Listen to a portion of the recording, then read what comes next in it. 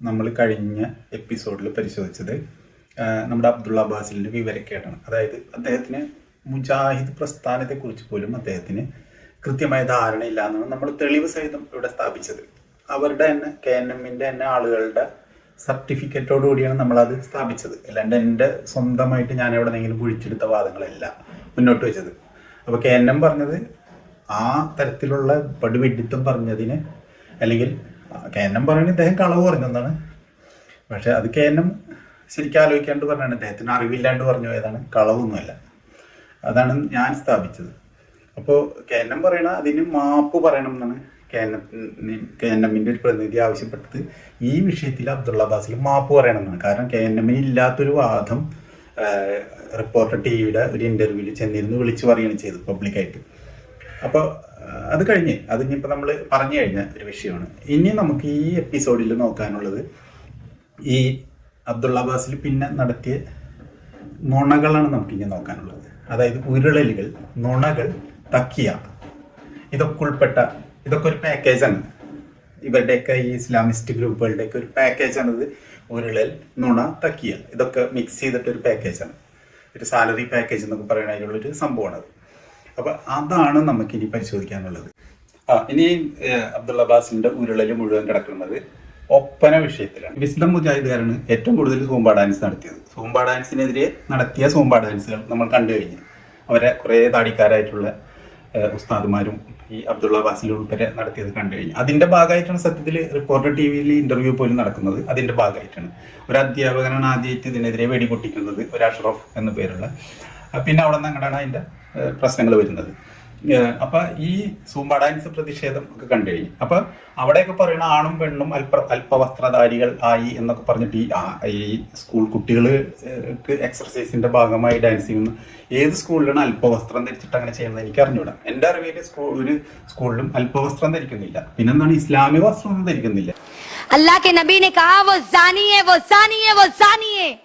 ഇസ്ലാമിക വസ്ത്രം അല്ലാത്തതൊക്കെ അല്പവസ്ത്രമാണെന്നാണ് അബ്ദുള്ള അബ്ബാസിലേക്ക് മനസ്സിലിരിക്കുമെന്ന് എനിക്കറിയാം. എങ്കിലും അവരത് പബ്ലിക്കായിട്ട് പറയാറില്ല. അപ്പോൾ നമ്മൾ സാധാരണ ആക്സെപ്റ്റബിൾ ആയിട്ടുള്ള ഒരു വസ്ത്രമാണ് സ്കൂൾ കുട്ടികൾ ആണും പെണ്ണും കേരളത്തിൽ അങ്ങോളം ഇങ്ങോളം ധരിക്കുന്നത്. എന്ന് മാത്രമല്ല പല സ്കൂളുകളും കുറച്ച് യാഥാസ്ഥിതികമായിക്കൊണ്ട്, നോൺ മുസ്ലിം സ്കൂളുകൾ പോലും കുറച്ചും കൂടെ യാഥാസ്ഥിതികമായിക്കൊണ്ട് ഈ സ്കർട്ടിന് ഇറക്ക് ഇത്രയും പോരാ, ചുരിദാറിന് ഇങ്ങനത്തെ ചുരിദാർ പാടില്ല എന്നൊക്കെ പറഞ്ഞ് കൂടുതൽ ടൈറ്റാക്കല്ലാണ്ട് ഒരിക്കലും അവിടെ കൂടുതൽ ലിബറലായിട്ട് വസ്ത്രം ഇറക്കി അല്ലെങ്കിൽ വസ്ത്രം കയറ്റിയോ അല്ലെങ്കിൽ അതിൻ്റെ പൊളി കൂട്ടിയോ ഒന്നും പ്രശ്നം ഉണ്ടാക്കാറില്ല. മറിച്ച് നേരെ ഓപ്പോസിറ്റാണ് പ്രശ്നങ്ങൾ ഉണ്ടായിട്ടുള്ളത്. അപ്പോൾ അല്പവസ്ത്രം ധരിക്കുന്ന പ്രശ്നമേ ഒതുക്കുന്നില്ല സ്കൂളിനെ സംബന്ധിച്ച്. എന്നിട്ട് ഇവർ ആ വിഷയത്തിൽ നുണ പറഞ്ഞുകൊണ്ടാണ് അന്ന് ആരോപണം ഉന്നയിച്ച ഒരാരോപണം അല്പവസ്ത്രധാരികൾ എന്നൊക്കെ പറഞ്ഞുകൊണ്ടാണ്. അങ്ങനെ ഒരു സംഭവം ഉണ്ടായിട്ടില്ല. ആണും പെണ്ണും ഇടകലർന്നു എന്ന് നുണ പറഞ്ഞ് അങ്ങനെ ഒരു സംഭവമേ ഇല്ല. കാരണം മിക്സഡ് സ്കൂളുകളിലൊക്കെ ആണും പെണ്ണും ഒരു ലിമിറ്റ് ഇടകലരുമെങ്കിലും കേരളത്തിൽ ആണും പെണ്ണും ഒരുമിച്ച് അങ്ങനെ ഇരിക്കുകയോ ഒരുമിച്ച് ആ ഒരു ഇൻ്റർവ്യൂ ടൈമിലൊക്കെ ഒന്നിച്ച് നടക്കുന്നതൊക്കെ പണ്ടത്തെ അപേക്ഷിച്ച് ഇപ്പോൾ കുറേ കൂടെ കാര്യങ്ങൾ ലിബറലായിട്ടുണ്ടെന്നല്ലാണ്ട് അങ്ങനത്തെ മിക്സിങ് ഒന്നുമില്ല. ഇപ്പോൾ ഉദാഹരണത്തിന് അസംബ്ലിയിൽ നിൽക്കുമ്പോഴൊന്നും ആണും പെണ്ണും ഇടകലർന്ന് നിൽക്കില്ല ചെയ്യാം. അതുപോലെ തന്നെ എക്സർസൈസ് ചെയ്യുമ്പോഴും ഇതേ പ്രശ്നമുണ്ട്. അപ്പോൾ ആണുങ്ങൾക്ക് വേറൊരു റോ വരും, പെണ്ണുങ്ങൾക്ക് വേറൊരു റോ വരും, പെൺകുട്ടികൾക്ക് വേറൊരു റോ, ആൺകുട്ടികൾക്ക് വേറെ ഒരു റോ. ആ രീതിയിൽ എക്സർസൈസ് ചെയ്യുമ്പോഴും ചെയ്യുള്ളൂ. അവിടെയും ഇടകലരുന്ന ഒരു വിഷയം ഒതുക്കുന്നില്ല. പിന്നെ ഇവർ ഉദ്ദേശിക്കുന്ന പോലുള്ള മറ കെട്ടിയിട്ടുള്ള പരിപാടിയൊന്നും ഏതായാലും നടക്കാൻ പോണില്ല. ഇത് ദാറുൽ ഹർബാണ്, അല്ലാതെ ദാറുൽ ഇസ്ലാം അല്ല. അത് അവർ മനസ്സിലാക്കണം. ഈ ആവക കാര്യങ്ങൾ കൊണ്ടുവരാൻ ശ്രമിച്ചിട്ട് യാതൊരു കാര്യമില്ല. അതിപ്പോൾ ആരും മൈൻഡ് ചെയ്യില്ല, എടുക്കുകയില്ല, പോയി പണി വെക്കുന്ന പറയും. ഓക്കെ, അപ്പം നുണകളുടെ ഒരു പെരുമഴയായിരുന്നു. ഇനി അതിൽ പെട്ടതാണ് ഈ അടുത്ത പ്രശ്നം. അപ്പം ഇത് സംബന്ധിച്ച ഒരു ചോദ്യം വന്നപ്പോൾ ഒപ്പനയെ കുറിച്ച് ചോദിച്ചു. കാരണം ഒപ്പന എന്ന് പറയുമ്പോൾ സ്ത്രീകൾ ഒരു പ്രത്യേക വസ്ത്രം ധരിച്ചിട്ട് പർദ്ദയൊന്നുമല്ല ധരിക്കുന്നത്. നമ്മുടെ നാട്ടിൽ പരമ്പരാഗതമായിട്ട് കണ്ടുവരുന്ന പെൺകുപ്പായം, ഇത് ഹൈന്ദവ വസ്ത്രധാരണ രീതിയുമായി ഒരു വ്യതിരിക്തത ഉണ്ടെന്നുള്ളത് ശരിയാണെങ്കിലും ഈ മറക്കുന്ന കാര്യത്തിൽ വലിയ വ്യത്യാസങ്ങളൊന്നുമില്ല. ആ ജസ്റ്റ് തലയിൽ ഒരു തട്ടുണ്ടാവുമെന്ന് മാത്രമേ ഉള്ളൂ. ബാക്കി അടുത്ത കാലത്തായിട്ട് ഉള്ള മറ്റ് ഹൈന്ദവ ക്രൈസ്തവർക്ക് ചട്ടയും മുണ്ടുണ്ട്. അതും ഈ ഇസ്ലാമിലെ പെൺകുപ്പായും തമ്മിൽ വലിയ വ്യത്യാസമില്ല. അവിടെ ഒരു വ്യത്യാസം വരുന്നതെന്ന് വെച്ച് കഴിഞ്ഞാൽ തലയിൽ മുസ്ലിങ്ങൾ ഒരു തട്ടം സ്ലൈഡ് കുത്തിയൊക്കെ ഇടും. പണ്ടൊക്കെ ഞാൻ കണ്ടേക്കണം അങ്ങനെയാണ്. അല്ലെങ്കിൽ വെറുതെ ഇങ്ങനെ ഷാൾ പോലെ തൂക്കിയിടും. ഇതൊക്കെയാണ് ചെയ്യുള്ളൂ. അതിലപ്പുറമുള്ള ഇതൊന്നുമില്ല. ഇത് ധരിച്ചുകൊണ്ടാണ് ഒപ്പന 90%, മോർ ദാൻ 90% ഇവിടെ നടന്നു വന്നിരുന്നതും ഇപ്പൊ നടന്നു പോകുന്നത് ഏകദേശം ഇതുപോലെ തന്നെയാണ്. ഒരു കല്യാണ പെണ്ണിനെ നടുക്കിരുത്തിക്കൊണ്ട് ചുറ്റും പെൺകുട്ടികൾ ഡാൻസ് ചെയ്യുന്നു. ഇവിടെ അബ്ദുള്ള ബാസിൽ ചെയ്യുന്നതാണ്. അപ്പൊ രഞ്ജിത്ത് അത് സംബന്ധിച്ച് ചോദ്യം ചെയ്യുന്നത് നമുക്കൊന്ന് കേട്ടിട്ട് വരാം. അത് ഇസ്ലാമികമാണോ ചോദിച്ചാൽ അല്ല. ഇസ്ലാമിക വെച്ചാൽ സൗദിയിൽ നിന്ന് വന്നതോ അല്ലെങ്കിൽ വിശുദ്ധ ഖുറാനിലോ ഹദീസുകളിലോ ഒന്നും കാണുന്നത് നൃത്തരൂപമല്ല. പക്ഷെ കേരളത്തിലെ മുസ്ലിങ്ങൾ അവരുടെ വിവാഹ വേദികളിലും ആഘോഷവേളകളിലും നമുക്ക് ഒപ്പന കളിക്കാറുണ്ട്. ഈ ഒപ്പനയെ വിസ്റ്റം ഇസ്ലാമിക് ഓർഗനൈസേഷൻ അല്ല, ഇതിന്റെ സൊസൈറ്റിയെ കുറിച്ചല്ല. വിസ്റ്റം ഇസ്ലാമിക് ഓർഗനൈസേഷൻ മാത്രമായിട്ടല്ല ഇത് പൊതുവിൽ മുസ്ലിങ്ങളെ സംബന്ധിച്ചിടത്തെ കുറിച്ച് മാത്രമാണ് ഇതിനെ വിസ്റ്റം ഇസ്ലാമിക് ഓർഗനൈസേഷൻ. കുട്ടികൾ കളിക്കുന്നുണ്ടാകും. കുട്ടികൾ കളിക്കുന്നതിനെ കുറിച്ചല്ല നമ്മൾ അത് ആ രൂപത്തിലല്ല. അതൊരു സൊസൈറ്റിയിലാകുമ്പോൾ നമുക്ക് മനസ്സിലായി ചെറിയ കുട്ടികൾ പലതരത്തിൽ നമുക്ക് വിനോദങ്ങളാകും. കേട്ടില്ലേ? അതായത് വർഗാധിപത്യവും കൊളോണിയലിസ്റ്റ് ചിന്താസരണികളും റാഡിക്കലായിട്ടുള്ള മാറ്റമല്ല എന്നാണ് അബ്ദുള്ള ബാസിലൂടെ പറഞ്ഞത്. കൃത്യമായിട്ട് മനസ്സിലായില്ലേ? കുട്ടികൾ കളിച്ചോട്ടെ. അപ്പൊ അദ്ദേഹം ചോദിച്ചു, രഞ്ജിത്ത് ചോദിച്ചു ഏത് പ്രായം വരെയുള്ളത്? അപ്പൊ പിന്നെ പറയുന്നതൊക്കെ റാഡിക്കലായിട്ടുള്ള മാറ്റമല്ല, വർഗാധിപത്യവും കൊളോണിയലിസ്റ്റ് ചിന്താസരണികളും പിന്നെ അതുപോലെ ഇവിടെ ബൂർഷ്വാസി തക്കം പാർത്തിരിക്കുകയായിരുന്നു. ഇതുപോലുള്ള വാക്കുകൾ ഉപയോഗിച്ചിട്ട് അവിടെ കിടന്ന് ഉരുളാണ് ചെയ്യുന്നത്. ഇതിനെയാണ് ഉരുളൽ എന്ന് നമ്മൾ പറയുന്നത്. അത് സ്ട്രെയിറ്റ് ഫോർവേഡ് ആയിട്ടുള്ള മറുപടി അതിനില്ല. ഇവിടെ കുട്ടികൾ കളിച്ചോട്ടെ എന്ന് പറഞ്ഞത് ഇതാണ്. അതിൽ നിന്ന് വഴുതി രക്ഷപ്പെടാൻ ശ്രമിച്ചു. ഇത് വിശുദ്ധത്തിന് മാത്രമുള്ള ഒരു ഇതല്ല എന്ന് പറഞ്ഞു. പക്ഷെ രഞ്ജിത്ത് അവിടെ വിട്ടില്ല. വിശുദ്ധത്തിന്റെ കാഴ്ചപ്പാട് മാത്രമാണ് ഞാൻ ചോദിക്കണമെന്ന് രഞ്ജിത്ത് ഊന്നി പറഞ്ഞുകൊണ്ട് വിടാതെ പിടികൂടിയിട്ട് ഈ ഒപ്പനയുടെ പിന്നാലെ അങ്ങോട്ട് കൂടി. ഒപ്പന എന്ന് പറഞ്ഞു കഴിഞ്ഞാൽ സൗദി അറേബ്യയിൽ നിന്ന് വന്നതോ ഇറാനിൽ നിന്ന് വന്നതോ ഇറാഖിൽ നിന്ന് വന്നതോ അല്ലെങ്കിൽ ഇസ്ലാമിക സംസ്കാരമായിട്ട് ബന്ധപ്പെട്ടതോ അല്ല. മറിച്ച് അതിവിടുത്തെ ഈ കൈകൊട്ടിക്കളിയോ മറ്റു കാര്യങ്ങളോ ആയിട്ട് ബന്ധപ്പെട്ട് ഒരു മാപ്പിള കല എന്നുള്ള രീതിയിൽ ഇവിടെ നിന്ന് തന്നെ വികസിച്ചു വന്ന ഒരു കാര്യമാണ്. അല്ലാണ്ട് ഒരു അറേബ്യൻ അല്ലെങ്കിൽ ഇസ്ലാമിക സംസ്കാരത്തിൽ നിന്ന് വന്ന ഒരു സംഗതിയല്ല. ഇവർ പറയുന്ന ഇസ്ലാമികമായ ഒരു വസ്ത്രധാരണ രീതിയല്ല അത് പിന്തുടരുന്നത്. അപ്പോൾ ഈ ഒപ്പന കളിക്കുന്നത് പെൺകുട്ടികളാണ്. അത് കുട്ടികളല്ല കളിക്കുന്നത്. അതായത് അബ്ദുള്ള ബാസിൽ വഴുതി രക്ഷപ്പെടാൻ ശ്രമിച്ചതുപോലെ കുട്ടികൾ കളിച്ചോട്ടെ എന്ന് അബ്ദുള്ള ബാസിന്റെ വക പെർമിഷൻ കൊടുത്ത് വിടേണ്ട വിധത്തിലുള്ള ഒരു പ്രശ്നമേ അവിടെ എത്തിക്കുന്നില്ല. അവിടെ കുട്ടികളല്ല കളിക്കുന്നത്. ഇനി ഇസ്ലാമിന്റെ കാഴ്ചപ്പാടിലുള്ള കുട്ടി എന്ന് പറഞ്ഞു കഴിഞ്ഞാൽ എനിക്ക് തോന്നുന്നു 6 വയസ്സിലും താഴെ പോകണം എന്ന് തോന്നുന്നു. കാരണം 6 വയസ്സിലാണ് മുഹമ്മദ് ആയിഷാനെ കിട്ടുന്നത്. 9 വയസ്സിൽ 6 കൂടി. അപ്പൊ 6 വയസ്സുള്ളത് 9 വയസ്സുള്ളതെന്ന് ഇസ്ലാമികന്റെ കാഴ്ചപ്പാടിൽ കുട്ടി തന്നെ അല്ല. 5 വയസ്സോ അതിന് താഴേക്കുള്ള കുട്ടി വരുള്ളൂ. എന്തെങ്കിലും ആകട്ടെ, നമുക്കത് ആ തർക്കത്തിലേക്ക് നമുക്ക് പോകണില്ല. എന്ത് തന്നെയായാലും 10 വയസ്സ് വരെയൊക്കെ ഉള്ള കുട്ടികൾ പോലും അല്ല ഒപ്പന കൂടുതലും കളിക്കുന്നത്. അവരും കളിക്കുന്നുണ്ടാവാം എന്ന് മാത്രം. അത് ഒരുപക്ഷെ പാരൻസൊക്കെ ഒരു സ്റ്റൈലായിക്കോട്ടെ, ഒരു വെറൈറ്റി ആയിക്കോട്ടെ എന്ന് വെച്ചിട്ട് കൊച്ചുകുട്ടികളെ കൊണ്ട് കളിപ്പിക്കുന്നുണ്ടെങ്കിലും ഒപ്പന പ്രധാനമായും കേന്ദ്രീകരിച്ച് നിൽക്കുന്നത് നമുക്കെല്ലാം അറിയുന്നത് പോലെ മറ്റേ ടീനേജേഴ്സ് ആയിട്ടുള്ള പെൺകുട്ടികളിലും അതിന് മേലേക്കും ഉള്ളവരും തന്നെയാണ്. 13 തുടങ്ങി ടീൻ വരുന്നതാണ് ടീനേജേഴ്സ് എന്ന് പറയുന്നത്. അപ്പോൾ 13, 14, 15, 16, 17, 19 വരെ ടീനേജേഴ്സാണ്. ഇനി അതിനും മേലെ 20, 21, 22 ഇതൊക്കെ ഒപ്പന കളിക്കാറുണ്ട്. അപ്പം എന്തിനു കേന്ദ്രീകരിച്ച് നിൽക്കണ ഈ ടീനേജേഴ്സ് മുതൽ മേലോട്ടാണ് ഒപ്പന കേന്ദ്രീകരിച്ച് നിൽക്കുന്നത്. അതും പെൺകുട്ടികളിലാണ് ഒപ്പന കേന്ദ്രീകരിച്ച് നിൽക്കുന്നത്. അത് 100% ഇവർ പറയുന്ന പർദ്ദയോ ഇസ്ലാമിക വസ്ത്രധാരണോ ധരിച്ചിട്ടുള്ള കളി അല്ല. അപ്പൊ അത് ഒരു മാപ്പിള കല എന്നുള്ള രീതിയിൽ മുദ്ര ചാർത്തിയതിന്റെ പേരിൽ അതെന്തെങ്കിലും ആയിക്കോട്ടെ. അപ്പൊ അത് അവിടെ പെട്ടുപോയി. അതങ്ങനെ എന്തെങ്കിലും ആയിക്കോട്ടെ എന്ന് പറയാൻ നിവൃത്തിയില്ല. കാരണം അതിൽ ഈ ഒപ്പനയിൽ സംഗീതവും വരുന്നുണ്ട്, ഡാൻസും വരുന്നുണ്ട്. അതായത് പെൺകുട്ടികളുടെ ഇസ്ലാമിനെ സംബന്ധിച്ച് പ്രായപൂർത്തിയായ പെൺകുട്ടികളുടെ ഡാൻസും വരുന്നുണ്ട്. ബാലുശ്ശേരിന്റെ ഭാഷയിൽ ഡാൻസ് വരുന്നുണ്ട്. അതുപോലെ തന്നെ അതിൽ സംഗീതവും വരുന്നുണ്ട്, പാട്ടും വരുന്നുണ്ട്. അപ്പൊ ഇതിനെക്കുറിച്ച് ചോദിച്ചപ്പോൾ ഉത്തരം മുട്ടിയിട്ടാണ് ഈ കടന്ന് വർഗാധിപത്യവും കൊളോണിയലിസ്റ്റ് ചിന്താസരണികളും റാഡിക്കലായിട്ടുള്ള മാറ്റമല്ല എന്ന് പറഞ്ഞു കണ്ട് ഈ കടന്നു വരുന്നത് നമ്മൾ കണ്ടത്. പ്രജാജ് ബാലുശ്ശേരി നിങ്ങളുടെ ഒരു പ്രധാനപ്പെട്ട പ്രാസംഗികനാണല്ലോ. ചോദ്യം ഉണ്ടെന്ന് എനിക്കറിയാം. അദ്ദേഹത്തിന്റെ പ്രസംഗങ്ങളൊക്കെ വളരെ കൃത്യമായി അദ്ദേഹം പറയുന്നുണ്ട്. ഈ പാട്ട് യേശുദാസ് പാട്ട് പാടുന്നു. ആ പാട്ടിലൂടെ ആരും തൗഹീദിന്റെ വഴിയിലേക്കോ അല്ലെങ്കിൽ ഏകദൈവത്തിന്റെ വഴിയിലേക്കോ വന്നിട്ടില്ല. അത് ചെകുത്താന്റെ മാർഗത്തിലുള്ളതാണ് എന്ന് പറയപ്പെടുന്നില്ല. അപ്പൊ അത്തരം പ്രസംഗങ്ങളെ നിങ്ങൾ സംഘടനാപരമായി അംഗീകരിക്കുന്നത് അതിന്റെ കണ്ടക്സ്റ്റ് എന്താ നോക്കിയാലേ പറയാൻ പറ്റുള്ളൂ എന്താണ് സംഭവം എന്നുള്ളത്. സംഗീതം, പാട്ട്, സിനിമാ പാട്ടുകൾ, ഈ പാട്ടുകൾ ഈശ്വര വിശ്വാസത്തിന് വിരുദ്ധമാണ് എന്ന് കരുതുന്നു. അല്ല, ഈ സംഗീതവുമായി ബന്ധപ്പെട്ട് എല്ലാ സംഗീതവും പാടില്ല എന്നുള്ളതല്ല. മറിച്ച് ഇൻസ്ട്രുമെന്റൽ മ്യൂസിക്കുമായി ബന്ധപ്പെട്ടുകൊണ്ട് ഇസ്ലാമിക് അത് പാടില്ല എന്ന് വിശ്വസിക്കുന്നുണ്ട്. അപ്പൊ അതും കേട്ടില്ലേ? അതായത് വളരെ ക്ലിയർ ആണ് രഞ്ജിത്തിന്റെ ചോദ്യം, സ്പെസിഫിക് ആണ്. അതിന് മറുപടിയോ നുണയും സ്പെസിഫിക് അല്ലാത്തത്. അതായത് മുജാഹിദ് ബാലുശ്ശേരി നിങ്ങളുടെ വിസ്ഡം ഗ്ലോബലിന്റെ ഒരു പ്രാസംഗികനാണ്, ഒരു അറിയപ്പെടുന്ന മതപ്രഭാഷകനാണ്, ഒരുപാട് പ്രശ്നങ്ങൾ വിവാദ നായകനും കൂടെയാണ്. അപ്പം അദ്ദേഹം സംഗീതത്തെക്കുറിച്ച് പറഞ്ഞത് രഞ്ജിത്ത് പറഞ്ഞതുപോലെയല്ല. അതായത് മുജാഹിദ് ബാലുശ്ശേരി സംഗീതം അല്ലെങ്കിൽ മ്യൂസിക് കേട്ടിട്ട് തൗഹീദിലേക്ക് ആൾ വരുന്നില്ല എന്നൊന്നല്ല പറഞ്ഞത്. മുജാഹിദ് ബാലുശ്ശേരി പറഞ്ഞത് സംഗീതം കേട്ട് കഴിഞ്ഞാൽ അമ്മയെ സ്നേഹിക്കാൻ തോന്നുമോ, അല്ലെങ്കിൽ ഒരു നന്മ ചെയ്യാൻ തോന്നുമോ?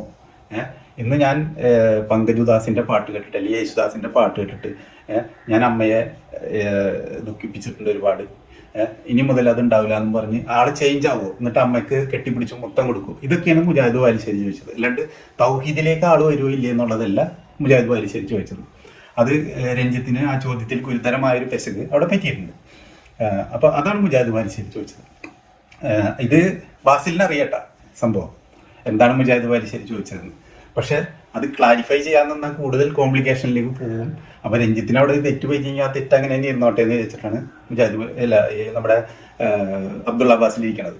അങ്ങനെ ഈ തെറ്റ് എന്തായാലും ഒരു ചെറിയൊരു അനുഗ്രഹം, വലിയതല്ലെങ്കിലും എന്തിനായാലും അതിന് കൊടുത്ത മറുപടി നോക്ക്, കോണ്ടെക്സ്റ്റ് നോക്കണം. എന്ത് കോണ്ടെക്സ്റ്റ്? അവിടെ ഈ മുജാഹിദ് ബാലുശ്ശേരി പറഞ്ഞതിൽ ഒരു കോണ്ടെക്സ്റ്റ് നോക്കാനില്ല. കാരണം എന്താ വെച്ച് കഴിഞ്ഞാൽ മുജാഹിദ് ബാലുശ്ശേരി പറയുന്നത് ക്ലിയർ ആണ്. ഒന്നിലധികം ഉദാഹരണം വെച്ചുകൊണ്ടാണ് മുജാഹിദ് ബാലുശ്ശേരി അവിടെ പറഞ്ഞത്. അതിന് ഇദ്ദേഹം പറഞ്ഞ ഒരു മറുപടി നമ്മളൊന്ന് കേട്ടു നോക്കിയേ. അതായത് ഇൻസ്ട്രുമെന്റ് മ്യൂസിക് തെറ്റാണെന്ന് പറഞ്ഞിട്ടുണ്ടെന്ന് പണ്ഡിത സമൂഹം പറഞ്ഞിട്ടുണ്ട്. ഇൻസ്ട്രുമെന്റ് മ്യൂസിക് മാത്രമല്ല, പാട്ട് തന്നെ നിഷേധിച്ചുകൊണ്ടാണ് മുജാഹിദ് ബാലുശ്ശേരി പ്രസംഗിച്ചത്. അത് ബാസിലിനും അറിയാം. അവിടെ എന്തിന് കോണ്ടെക്സ്റ്റ് നോക്കണ്? അത് വളരെ വൈറലായ ഒരു പ്രസംഗമാണ്.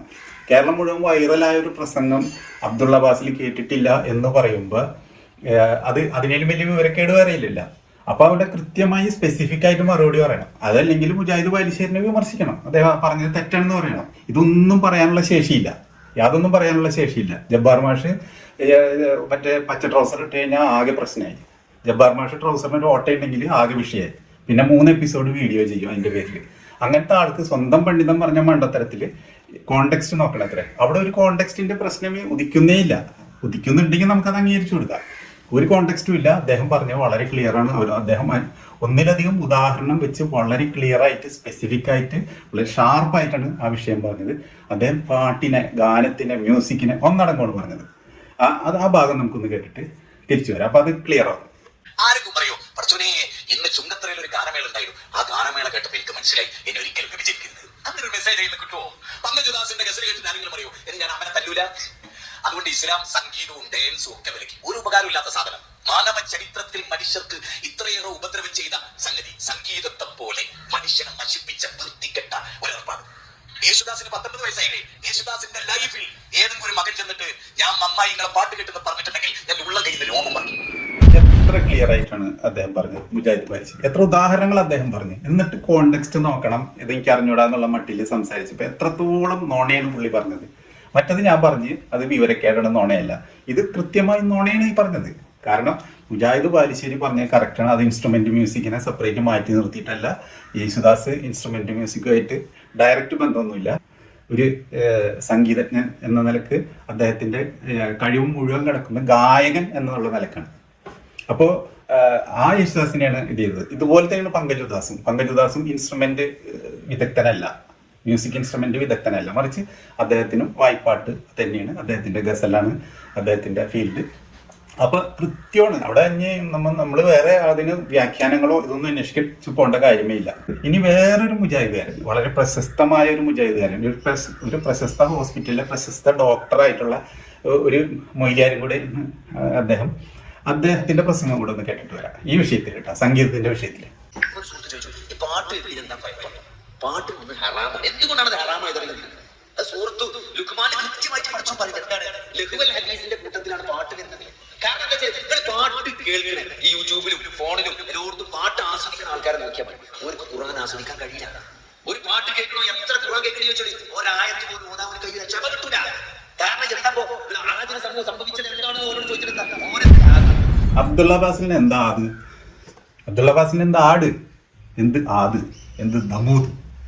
അപ്പൊ ഇതാണ് ഇവിടുത്തെ വിഷയം. ഇവിടെ വളരെ വ്യക്തമായിട്ട് ഇദ്ദേഹം പറഞ്ഞു. ഇദ്ദേഹം ഒരു പ്രശസ്ത ഹോസ്പിറ്റൽ, അൽമാസ് ഹോസ്പിറ്റലിലെ ഒരു അസ്ഥിരോഗ വിദഗ്ധനോ മുട്ട് ശസ്ത്രക്രിയയൊക്കെ നടത്തുന്ന വളരെ പ്രശസ്തനായ ഒരു ഡോക്ടറാണ് അദ്ദേഹം. എല്ലാവർക്കും അറിയാം. പിന്നെ ഞാനായിട്ട് അത് മറച്ചു വെച്ചുകൊണ്ട് പ്രത്യേകിച്ച് ഗുണമൊന്നുമില്ല. മുജാഹിദുകാരനാണ്. അപ്പൊ അദ്ദേഹം വളരെ വ്യക്തമായിട്ട് പറയുന്നത് തൊട്ടാണ് അദ്ദേഹം പറയുന്നതും ഈ പാട്ടിനെ കുറിച്ചിട്ടാണ്, അല്ലാണ്ട് സംഗീത ഉപകരണങ്ങളെ മാത്രമായിട്ടാണെന്നുണ്ടെങ്കിൽ കുഴപ്പമില്ല. അപ്പൊ അബ്ദുള്ള അബ്ബാസിൽ പറയുന്ന മുഴുവൻ നുണയെന്നുള്ളതിന് തെളിവായില്ലേ? അപ്പൊ ഇവരെ തിരുത്തണ്ടേ? ഇനിയിപ്പോ ഇവർ പറഞ്ഞത് തെറ്റാണെന്നുണ്ടെങ്കിൽ മുജാഹിദ് ബാലുശ്ശേരിയും ഈ ഡോക്ടർ കണ്ണിയനൊക്കെ പറഞ്ഞത് തെറ്റാണെങ്കിൽ ഇവരെ തിരുത്തല്ലേ അബ്ദുള്ള അബ്ബാസിൽ ആദ്യം ചെയ്യേണ്ടത്? അല്ലാണ്ട് ഇവിടെ യുക്തിവാദികളുടെ ജബ്ബാർ മാഷ് ചോപ്പ ട്രൗസർ ഇടുമ്പോൾ ശരിയല്ല എന്ന് പറയല്ല വേണ്ടത്. വീഡിയോ അതിനല്ല ചെയ്യേണ്ടത്. ഇവരെ തിരുത്തണ്ടേ? സ്വന്തം കൂടെ നിൽക്കുന്നവർ പറയുന്ന മണ്ടത്തരങ്ങളെ തിരുത്തിയിട്ട് എടാ മണ്ട ഡോക്ടർ എന്ന് പറഞ്ഞ് നടന്നാൽ പോരാ. ഇവിടെ സംഗീത ഉപകരണങ്ങളെ മാത്രമേ നമ്മുടെ മുത്തനബി നിരോധിച്ചിട്ടുള്ളൂ. പിന്നെ എന്തിനാ നിങ്ങൾ പാട്ടിനെ മൊത്തം പറയണത്? എന്തിനാ നിങ്ങൾ യേശുദാസിനെയും പങ്കജുദാസിനെയും പറയണമെന്ന് ചോദിച്ചൂടെ? അങ്ങനെ ചോദിച്ചാ ഇല്ല. അങ്ങനെ ചോദിച്ചൊരു വീഡിയോ കാണിച്ചു തരാൻ പറ്റുമോ UA ടീമിന്റെ? ഇല്ല. അപ്പൊ പിന്നെന്തുകൊണ്ടാണ് ഈ കോണ്ടെക്സ്റ്റ് എന്ന് പറഞ്ഞത്? വെറുതെ നോണ. തൽക്കാലം രക്ഷപ്പെടണം. രഞ്ജിത്തിന്റെ മുമ്പിൽ നിന്ന് തൽക്കാലം രക്ഷപ്പെടാനുള്ള നോണ. അപ്പൊ അതുകൊണ്ടാണ് ഞാൻ പറഞ്ഞത് മറ്റത് വിവരക്കേടായിരുന്നു, ഇത് നോണയായിരുന്നു എന്ന് പറയാൻ കാര്യം. അപ്പൊ അതും കഴിഞ്ഞ്. അപ്പൊ ആ വിഷയവും കഴിഞ്ഞില്ലേ. ഇനി നമുക്ക് ഇപ്പൊ രണ്ട് മുജാഹിദ് ബാലുശ്ശേരിയുടെ കണ്ട് ഡോക്ടർ കണ്ണിയന്റെ കണ്ട് നമ്മൾ രണ്ട് മുജാഹിദുകളാണ്. ചിമ്പാൻസി സ്റ്റൈലില് നടക്കുന്നവരാണ്. ചിമ്പാൻസി സ്റ്റൈൽ എന്ന് പറഞ്ഞു കഴിഞ്ഞാൽ ഈ ചിമ്പാൻസിയുടെ കട്ടിലാണ് ഇവര് പൊതുവെ, അതാണ് ഇവരുടെ ഒരു ഫാഷനായിട്ട് ഇവർ സ്വീകരിച്ചേക്കുന്നത്. അതായത് മീശ വെട്ടുക, താടി തീട്ടുക, അങ്ങനത്തെ ഒരു വേഷമാണ്. അതൊരു ചിമ്പാൻസിയുടെ ഒരു ഫേസ് കട്ടായിട്ട് എനിക്ക് തോന്നാറുണ്ട്. അപ്പോൾ അതുകൊണ്ട് ഞാൻ അതിനെ പൊതുവെ ചിമ്പാൻസി കട്ട് എന്നാണ് വിളിക്കാറ്. അവർക്കതിൽ വിഷമമുണ്ടാവേണ്ട കാര്യമില്ല. കാരണം ഏകദേശം അവർക്ക് ഒരു ചിമ്പാൻസിയുടെ ഫോട്ടോ എടുത്ത് വെച്ച് കഴിഞ്ഞാൽ അവർക്ക് ഏകദേശം അത് ബോധ്യമാവുന്നൊരു കാര്യമാണ്. അപ്പോൾ ഇനി വേറൊരാളുണ്ട്, ഫൈസൽ മൗലവി. ഈ വിസ്ഡം ഗ്ലോബലിന്റെ തന്നെ ഫൈസൽ മൗലവി പറയുന്നത് നമുക്ക് കേട്ടിട്ട് വരാം. സംഗീതം പതിവാക്കിയ ഒരാളെ അറസ്റ്റ് ചെയ്യണമെന്നാണ് ഇമാം മാലിക് റഹിമഹുല്ലാ അന്ന് ഫത്വ നൽകിയത്. ഇമാം ഷാഫി റഹിമഹുല്ലാ അഹ്ലു സുന്നയുടെ മറ്റൊരു പ്രഗത്ഭനായ പണ്ഡിതനാണ്. അദ്ദേഹം പറഞ്ഞത് അയൽപക്കത്തെ വീട്ടിൽ നിന്ന് സംഗീതം കേൾക്കുന്നുവെങ്കിൽ അത് പാടില്ലെന്ന് പറയാൻ അവന്റെ വീട്ടിൽ കയറി ചെല്ലാൻ പെർമിഷൻ പോലും വാങ്ങേണ്ടതില്ല. അനുവാദമില്ലാതെ കയറി ചെന്നുകൊണ്ട് ഇത് ശരിയില്ലെന്ന് പറയാൻ അവകാശമുണ്ട് എന്നാണ് ഇമാം ഷാഫി റഹിമഹുല്ലാ പഠിപ്പിക്കുന്നത്. ഇമാം മാലിക്കിന്റെ മറുപടി ഖുർആൻ അല്ലാഹുവിന്റെ കലാമാണ്, സംഗീതം പിശാചിന്റെ കലാമാണ്. അല്ലാഹുവിന്റെ കലാമും പിശാചിന്റെ കലാമും ഒരാളുടെ മനസ്സിൽ അപ്പോ വിസ്ഡം ഗ്ലോബലിന്റെ തന്നെ ആളാണ് നമ്മുടെ ഫൈസൽ മൗലവി. ഫൈസൽ മൗലവി സംശയത്തിനിടയില്ലാത്ത വിധം അസന്നിഗ്ധമായി പ്രഖ്യാപിച്ച് സംഗീതം പിശാചിന്റെ കലാമാണ്. അതിനെ ഇമാം മാലിക്കിനെയും ഷാഫിനെയും അതുപോലുള്ള ഇബ്നു ഖയ്യിമിനെയും ഉദ്ധരിച്ചിട്ടുണ്ട്. അദ്ദേഹത്തിന്റെ പ്രസംഗം ഒരു കുറച്ചും കൂടെ നീണ്ട പ്രസംഗമാണ്. അതിൽ വിശദമായിട്ട് ഇതുണ്ട്. അതിൽ 2-3 പേരെ കാര്യം മാത്രമേ ഞാനിപ്പോൾ എടുത്തുള്ളൂ. അപ്പൊ ഇവിടെയൊക്കെ വ്യക്തമായിട്ട് പറയുന്നത് സംഗീതം പിശാചിന്റെ കലാമാണ്. അപ്പൊ ഖുർആൻ അള്ളാഹുവിന്റെ കലാമാണ്, സംഗീതം പിശാചിന്റെ കലാമാണ്.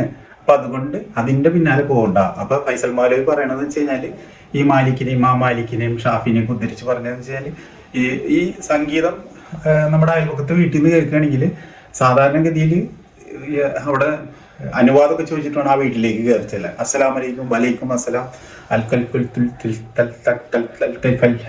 എന്നൊക്കെ പറഞ്ഞിട്ട് എന്തൊക്കെയോ പറഞ്ഞിട്ട് വേണം കയറി ചെല്ലാൻ. അറബികളൊക്കെ അങ്ങനെയാണ്. അപ്പോൾ ഇത് ഒന്നും വേണ്ട. സംഗീതം കേൾക്കുകയാണെങ്കിൽ ഇടിച്ചാണ്ട് കയറി ചെല്ലാം, എന്നിട്ട് അവരെ കൊണ്ട് അത് നിർത്തിക്കുക, അല്ലെങ്കിൽ അവരെ ചീത്ത പറഞ്ഞ് അവരെ മറ്റു ഭീഷണിപ്പെടുത്തി അത് അവസാനിപ്പിക്കണം. ഇതാണ് പറഞ്ഞത്. പിന്നെ അവരെ അറസ്റ്റ് ചെയ്യാനും ഇസ്ലാമിക ഗവൺമെന്റിന് അധികാരമുണ്ട്.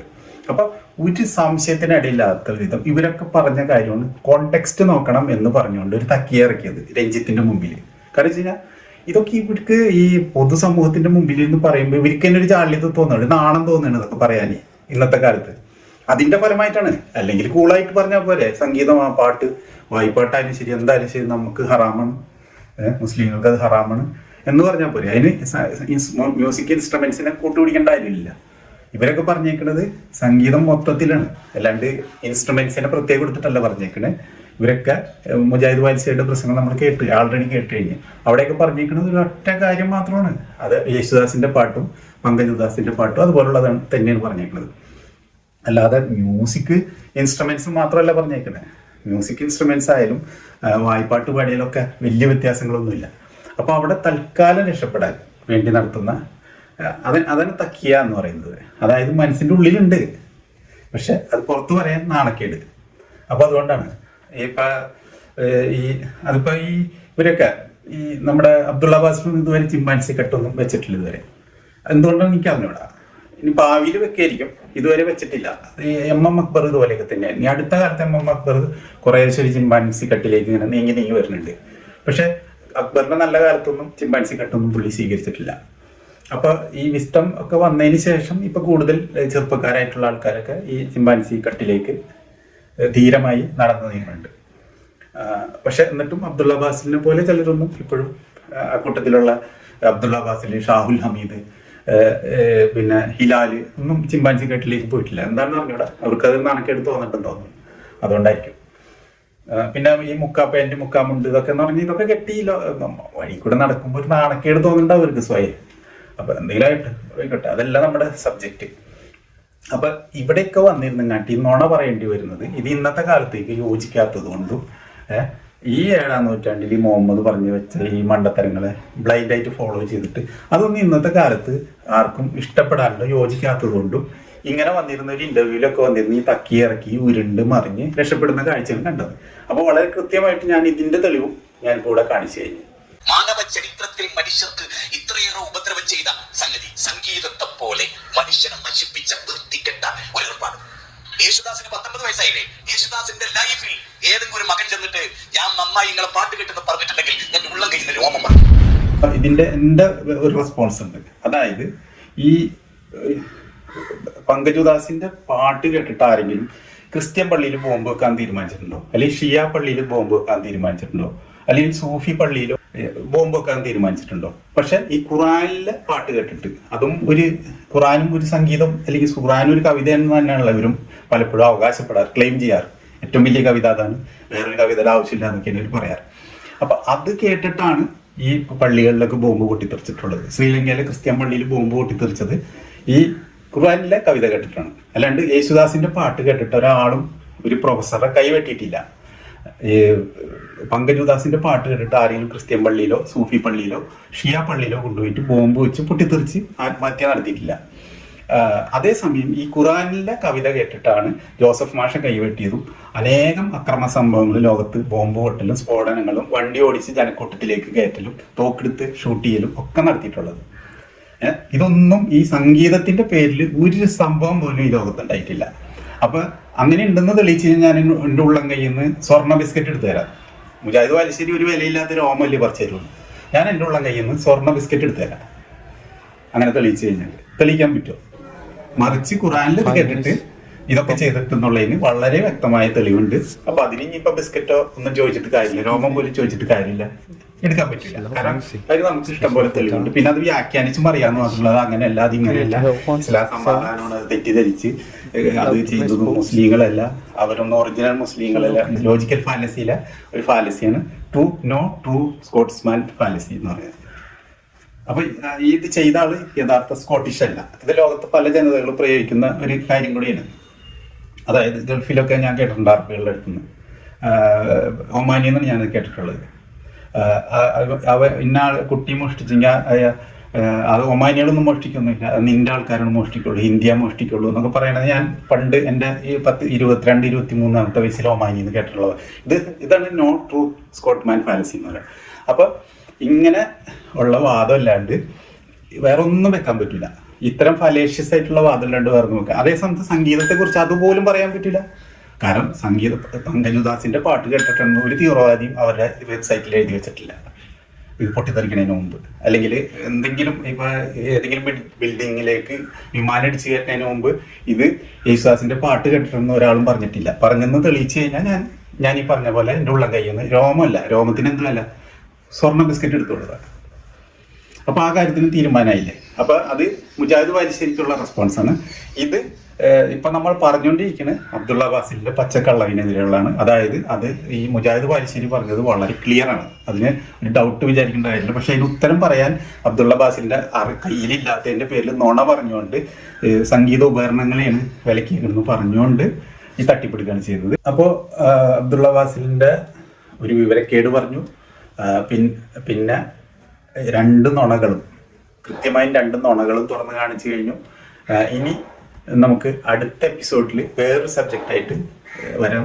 ഈ എപ്പിസോഡ് ഇവിടെ വൈൻഡപ്പ് ചെയ്യണം.